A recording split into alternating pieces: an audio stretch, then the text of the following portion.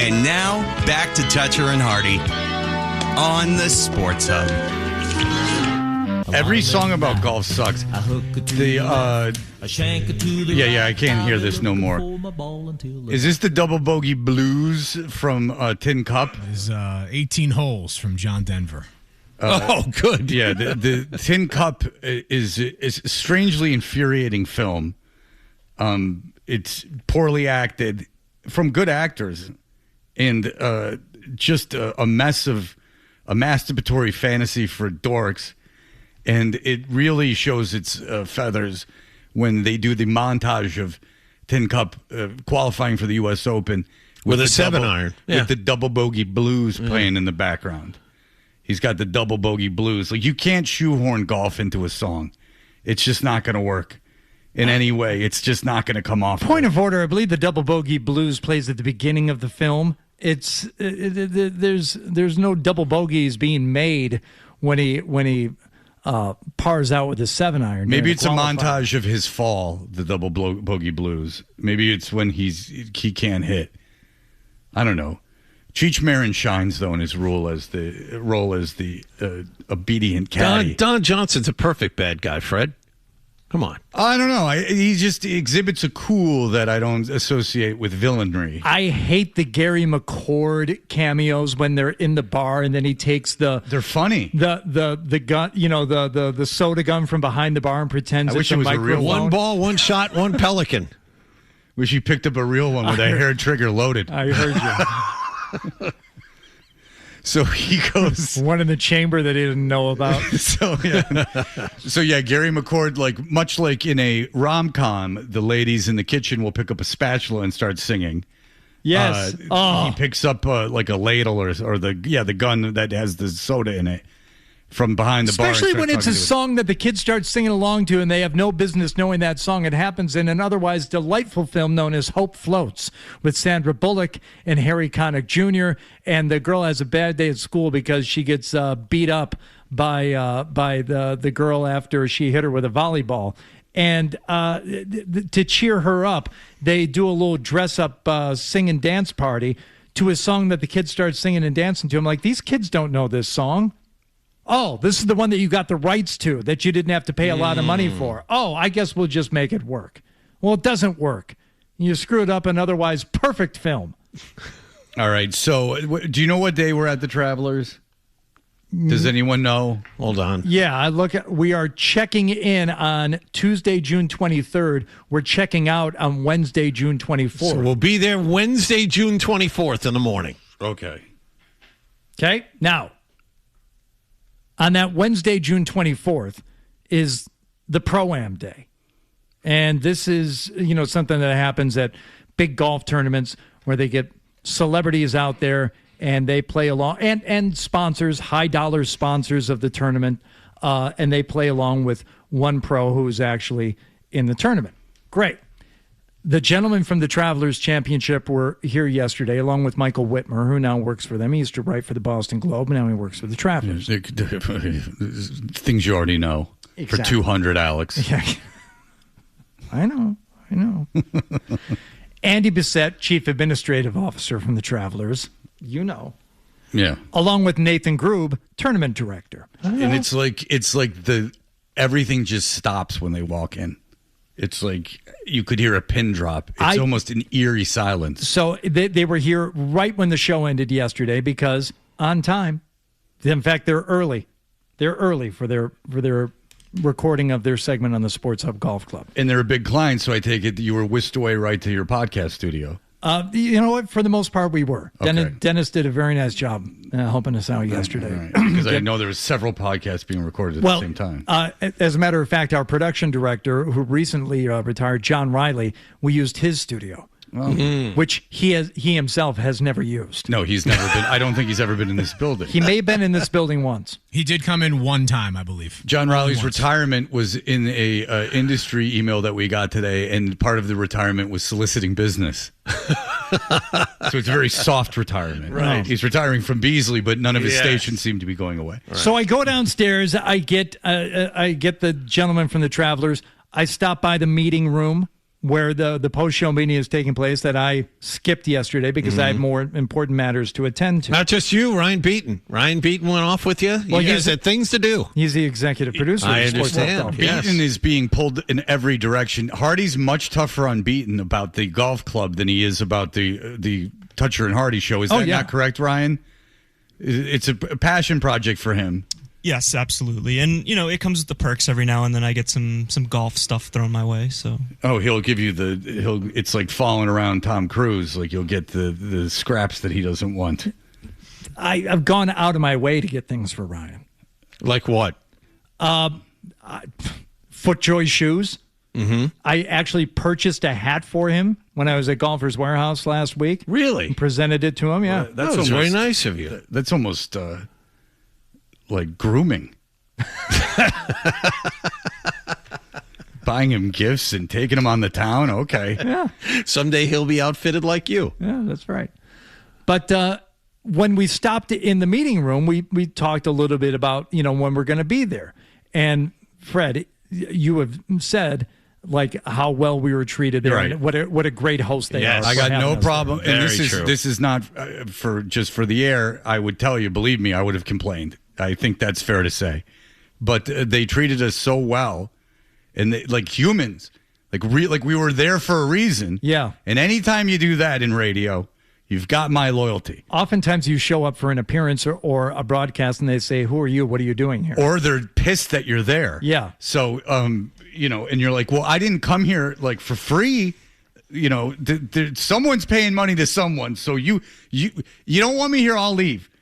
That was the best thing I ever learned. Yeah. Is you do an appearance, they don't want you to? Sure. Okay, bye. Yeah. I'll You take don't my have to money. pay me. Yeah. No, the station pays me either way. So here we go. But Adam 12 actually piped up, which I did not care for. Yeah, because you get the commie in there with those big wigs, and he could make everything go south. Said something about, hey, we see, according to this latest press release, that there's a women's event taking place on Thursday, the first day of actual competition. Yes. And Jenna Bush Hager is one of the hosts.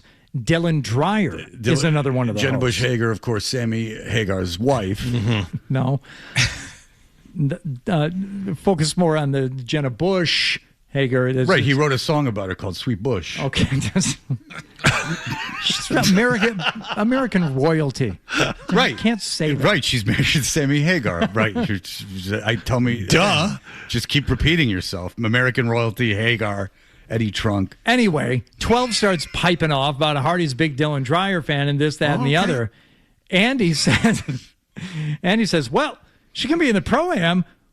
And he turns to Michael and Nathan, and he's like, we got to get her to stop by the broadcast there on Wednesday morning. We're all going to leave if that happens. You can have her all to yourself for 20 minutes. So you'll recall that Dylan Dreyer is unironically the epitome of female beauty to Hardy. It's the runner-up in our bracket. The big contest. And she lost to a childhood love, Mary Lou Retton. But so Dylan Dreyer is his example of like what he looks for physically from a woman and tude-wise and everything else. But it wasn't just that she was going to come on the show. What they did say to Hardy that I found interesting is they're like, you could caddy for her if she plays in the Pro-Am. I was getting to that. Well, but you were saying, I didn't know you were getting to that. But they said let me get to it. Yeah, please. All right.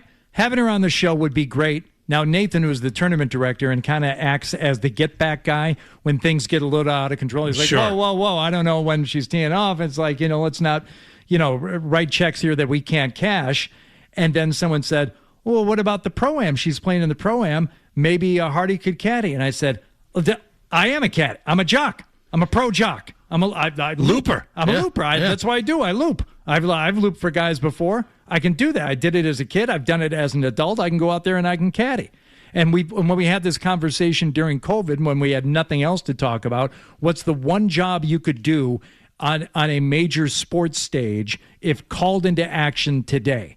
And the answers range from, saying, I could play first base for the Red Sox, which I believe Billy Lanny said. And he was not kidding. No, I believe he believes that.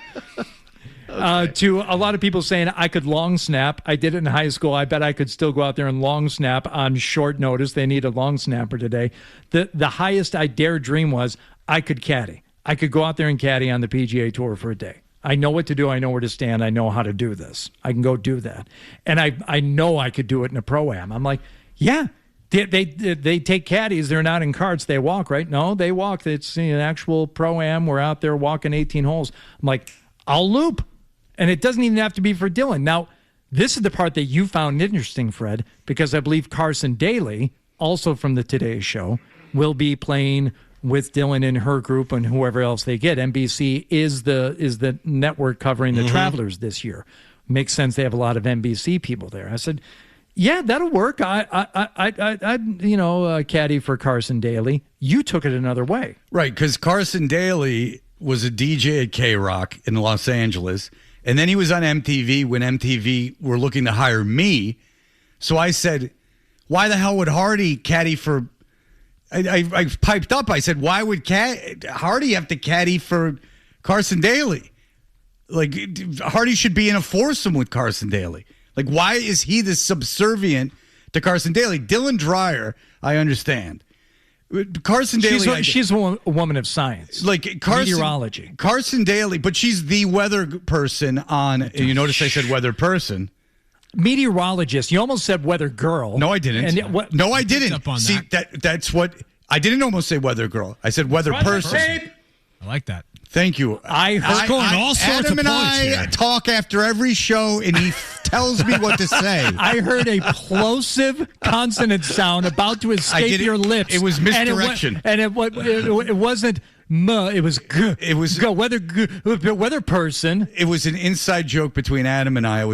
My incredible quick wit was kicking in, and I was giving him misdirection. I'm the Oz Perlman of that. I know you're a big fan of the Weather Girls, and it's raining men, but let's just stick with meteorologist. I'd love to be a fly on the wall at a bachelorette party. So anyway, I was saying, like, whenever someone says Carson Daly, who's like a kind of like on his way out of media, he's just kind of hanging on. He's filling in here and there on the Today Show. And I just think of him as like a radio guy or like a VJ on MTV, which is something that I could have done anyway. They offered $40,000 or something to move to Manhattan and uproot your life, and which would have been, scary and too much for me. I couldn't handle that. I was making $75,000 in Atlanta. Don't know why I would move to New York City for $40,000, wherever the hell they were offering me. And so... I don't think that you're.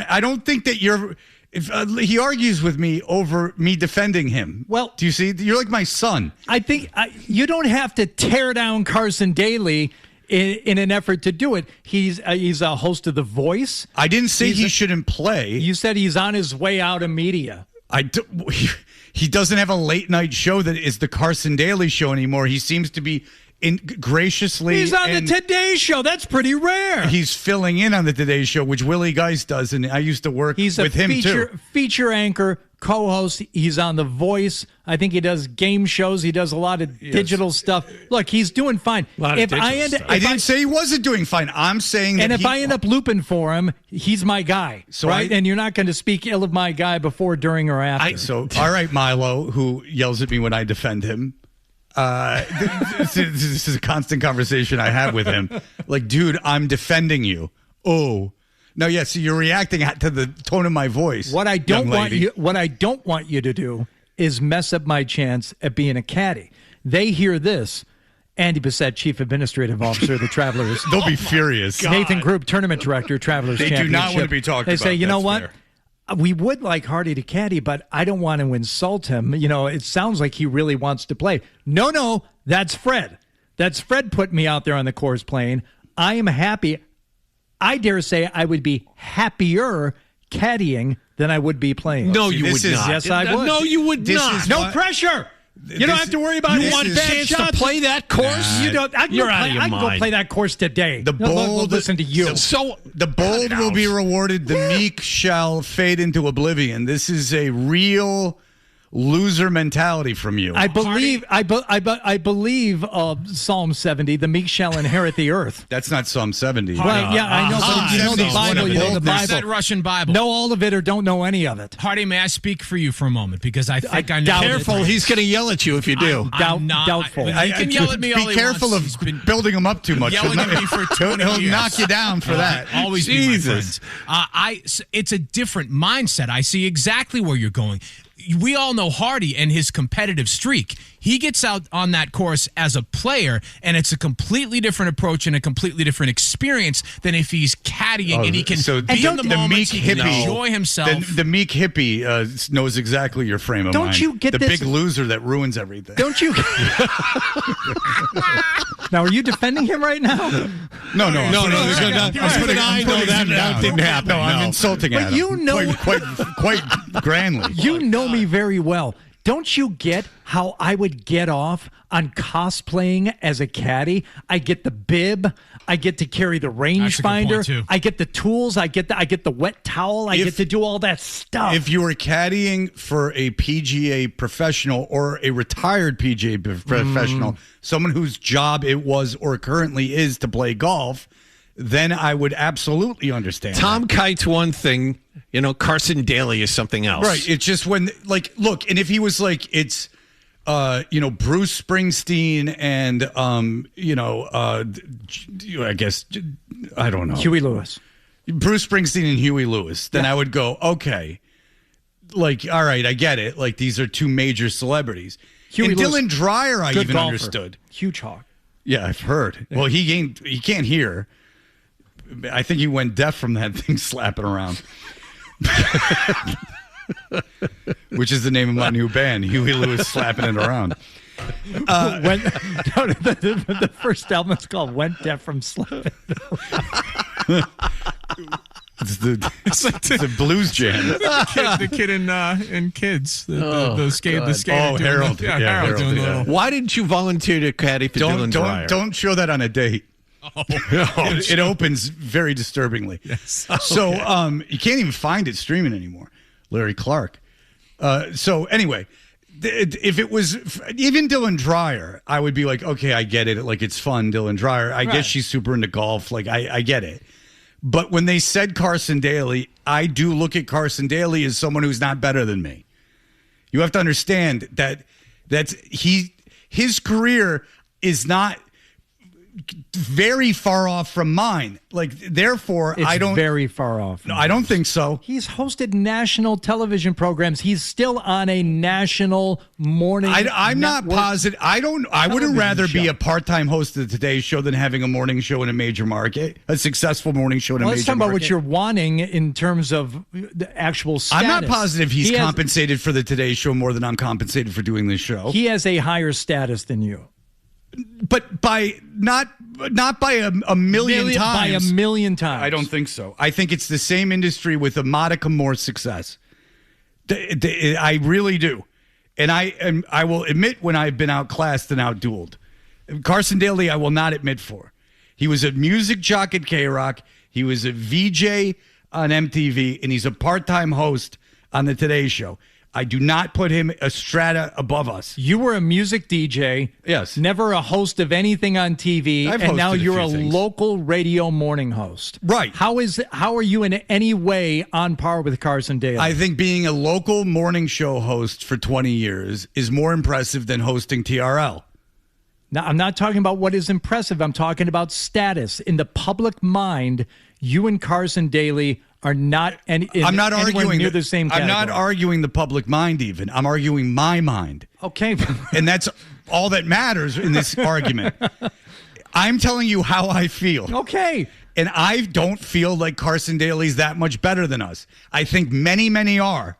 I think the vast majority of people, he's not one of them. Let's not confuse better with bigger. He's bigger than you. It's the way I think. And I don't think, I do not think that he's better than me. Bigger.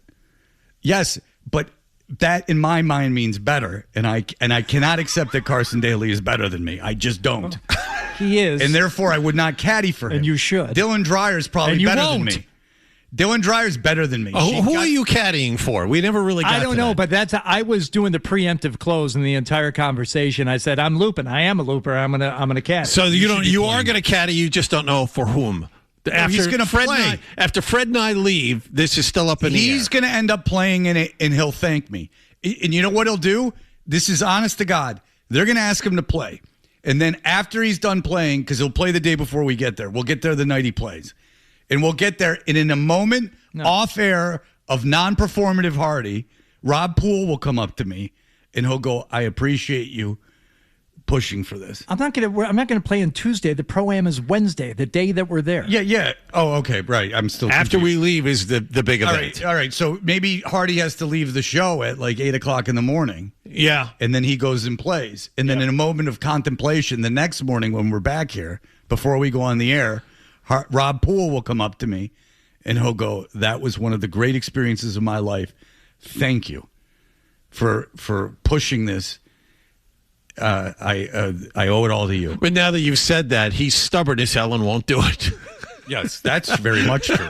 But far be it for me now to that say, you bring it up, he'll never do it. to say that you were the equal of someone. I really apologize for that. Shut up. Yeah, I don't know what got into me. This is exactly what Milo I can't and I do. understand how you don't understand how I got screwed on that call. I know it was BS. This happened. I know. I just told you that. I'm not complaining. What? No, I'm agreeing with you. And then he goes, oh, okay. I'm like, yes. See, you've impassioned me. I care so much about you. I am arguing vehemently in your defense. I do want a caddy, though. I know, but you should be playing. I Caddy agree. for better people then. Dylan Dreyer and someone else. Caddy Dylan Dreyer I'd be and honored. Nick Cannon. I'd be do that. honored. Ooh, Nick Cannon's better than me. Honored to caddy for Carson Daly. And Heather represents He's him also too. more prolific. Nick Cannon's better than me. So there you go. Have Nick Cannon. We almost caddy for Nick Cannon. We almost named Calvin Carson because it's a family name. But then You do not think Carson Daly's talented, and I will not even let you say that on the air. he's a good host. I do. Okay. I've seen him on the Today Show. I think he does a good he's job. a talented broadcaster. Yeah. All right.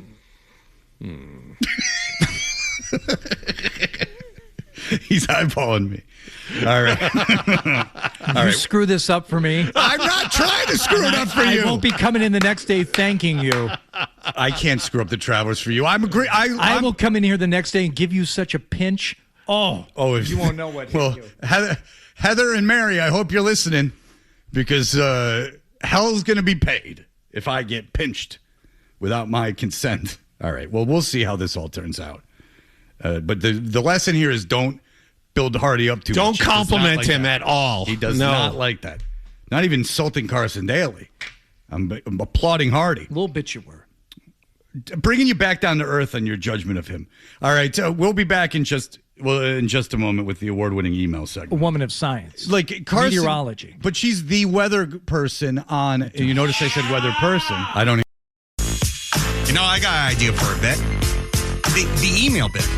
We should do the email bit. It's a great idea. Let's do the email bit. All right. It is time for the award-winning Toucher and Hardy emails segment powered by Jeffrey Glassman Injury Lawyers. If you've been hurt in a car or work accident, you got to get Glassman.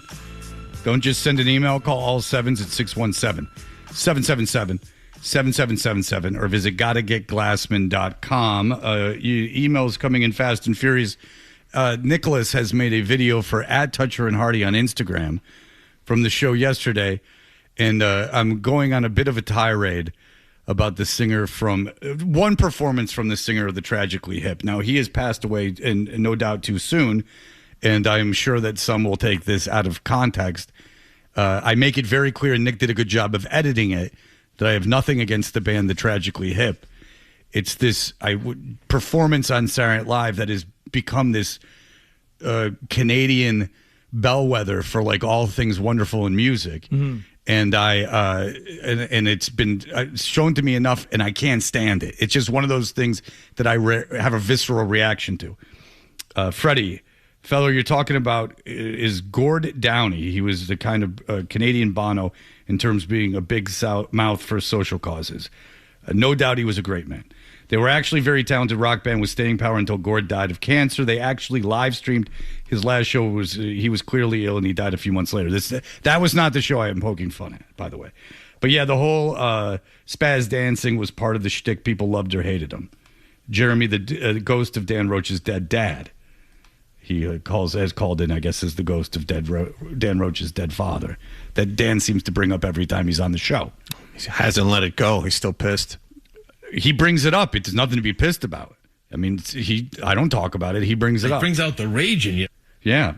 Hardy, Dylan Dreyer, you're missing something. As a caddy, you get more time to talk to Dylan to see if a swinging situation is in the cards. It is not. And Hardy is, first of all, I don't think it's necessary, as she is, I believe, single. Right. But also, I've been informed by Hardy. But also, that's honestly not what is, of course, happening. The man would obviously rather be playing the course than caddying. First of all, don't put thoughts and feelings into my mouth and head. No, I feel very comfortable doing that. Well, the insistence, though, that you have that you are somehow on par or better than Carson Daly. I didn't say better. From Dave, Carson Daly banged Christina Aguilera. Fred masturbates to Rue McClanahan. Different levels. So you know he's never masturbated to Rue McClanahan. Okay. Have Failed. you been name-checked by Eminem in a song? Not negatively, but as a vibe of being from, just a mere 5 miles away, perhaps. Thank you to Rich, by the way, who sent along that thing about Eminem. That is 100% accurate. This is from Cam. Carson Daly is actually a lifelong friend of Tiger. That's a positive. Hello, Pills. They grew up playing in the same junior golf league in Orange County. Was that the same golf league that his dad was? Tiger's dad was going to the RVs, I don't know, trailers of to have sex with women. That maybe weren't his wife? I'll ask him when I'm looping for him and raking the bunker that I just helped him get out of. And then he ends with this: between Hardy, thoughts on Bryson being a moon landing denier. Yeah, Bryson recently said that while he believes man has gone to the moon, he thinks the footage is fake. So he believes they went. Yeah. So how did they get down on the surface? Well, it doesn't matter. They got there, but the footage that you see, that's fake.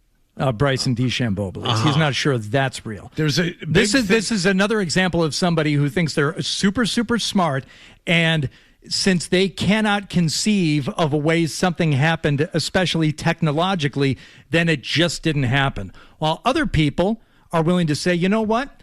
I don't necessarily think I'm dumb, but I also recognize there are people way smarter than me that, they did figure out a way to do it. Even back in the 1960s, how to send someone to the moon and get them back and have footage of it that they can show. And just because I don't understand how they did it doesn't mean it couldn't be done. How about this? Bryson DeChambeau, at a young age, decides that he loves golf. He develops a passion for it. He works his entire life to fulfill that passion. He succeeds. Now, maybe 3 doors down from him, there's a kid who discovers a passion for science and in physics and devotes his life to it in almost a crazed, focused way, and then develops something that goes into space. See, these are parallel lives with different interests. What's so hard to grasp that? It seems athletes have a very difficult time in grasping that. It sounded like a fake Gary Tanguay pitch for a second. And then they have sex. And then a bunch of golf stuff, bunch of science stuff. Right. If I was doing it, broad with big cans wears glasses, takes them off, she's hot. Right, fill in the blank. Glasses in the beginning, takes them off at the end. All right, in the middle, there's love and everything else. But big cans through the whole thing.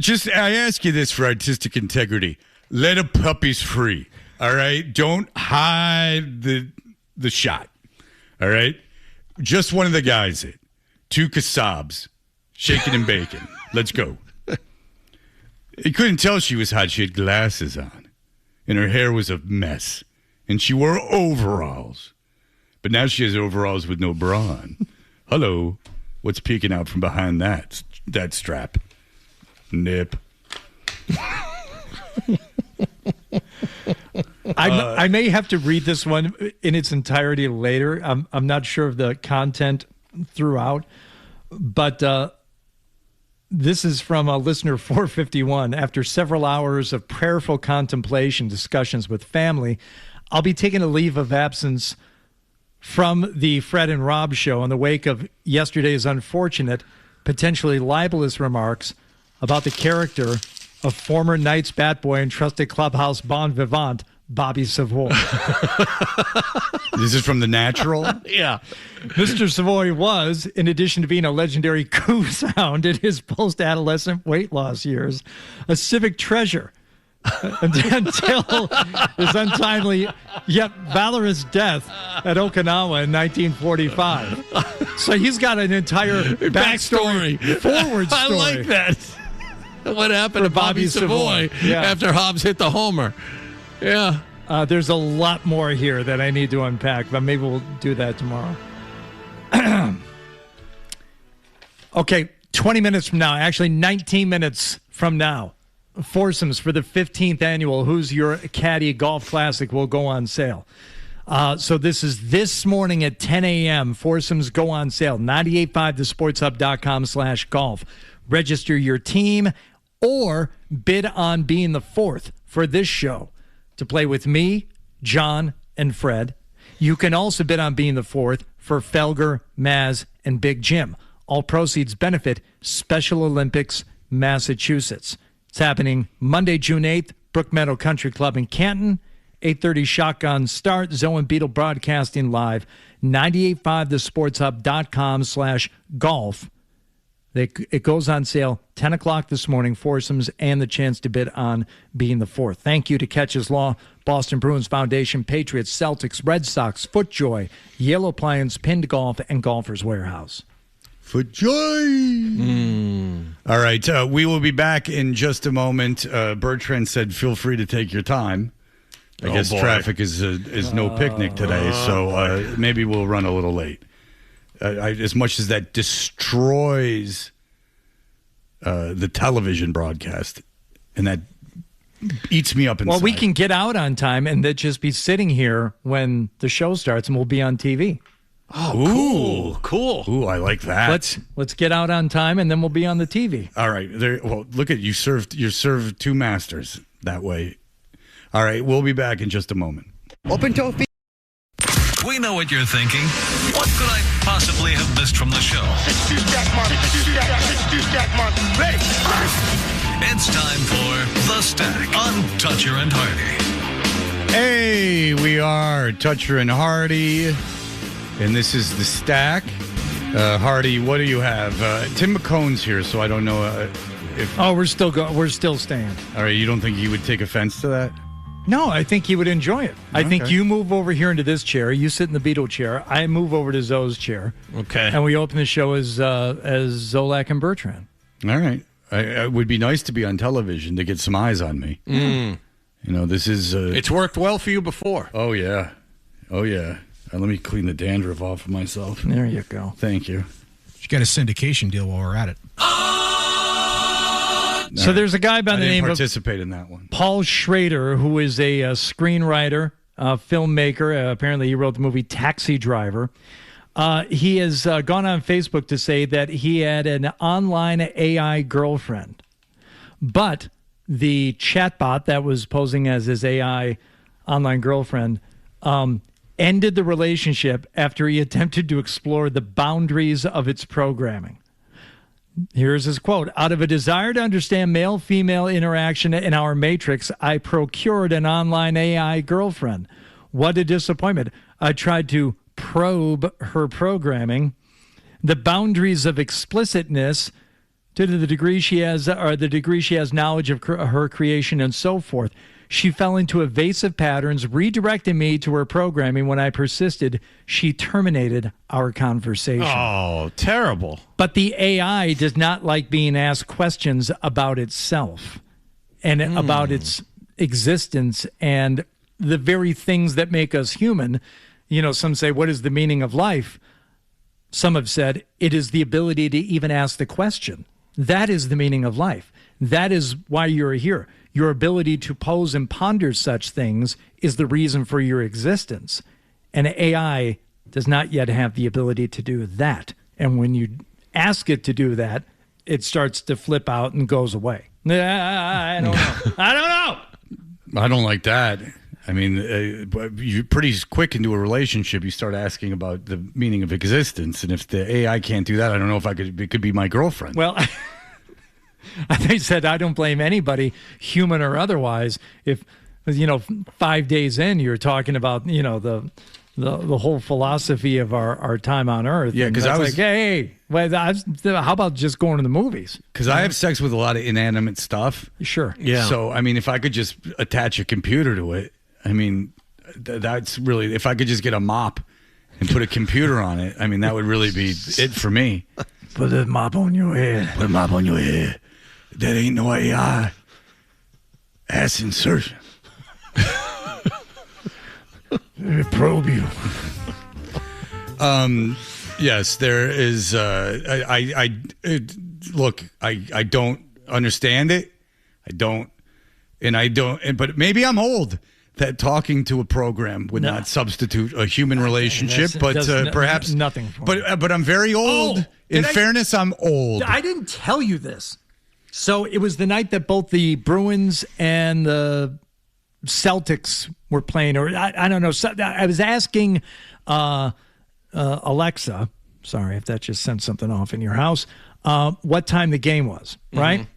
And because Marcy, one of the kids, asked me, when the Celtics on? I'm like, Alexa, when the Celtics on? The Celtics play at 10 p.m. Tonight against the New York Knicks. I said, without saying her name again, I said, no way, that's not right. 2 seconds. I'm sorry, you are correct. The Celtics and Sixers play at 7:30 p.m. tonight. Thank you for catching my error. Whoa. It continued to have the conversation after it had already spit out the info, and I thought, well, this exchange is done.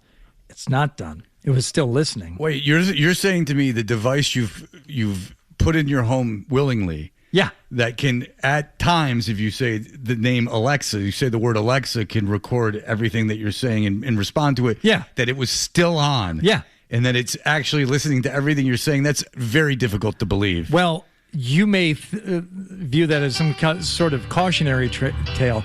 I like it. Yeah. I like it when it overhears me saying things and then gives me ideas of where to get things on sale that I was talking about buying. I find it helpful. Yeah, why not? Don't take any concern that Mark Zuckerberg, when he uses a laptop in Senate hearings and stuff, puts tape over the camera. I know.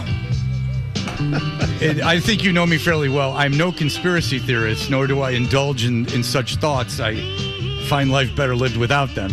But the tape over the camera from the biggest tech guy in the world was a bit of a red flag. Now, I don't know what the computer could catch me doing. I'm very boring. And even if I'm using the iPad for erotic purposes, you can't see anything. Right. It's just my face looking at it. Yeah. So, I mean, if someone released a tape of my face while I was playing with myself, more embarrassing things have been done. I mean, what about at the moment? What does your face look like then? If I'm handling business myself, I know what I'm going to do, and I know when it's going to happen, so there's not much of a reaction. It's kind of just well, that got done. He's also used to it. You gave me a book one time. Jon Stewart talks about it. He talks about that, and you're the best at it. No one's going to be better at it. Yeah. We know where we're going. That's what was supposed to happen. Yeah, now maybe if I brought AI in, and it questioned the whole relationship. Well, listen, we're going to break. And if Bertrand and Zolak aren't here, we'll be on TV. Nice. All right. So, bye.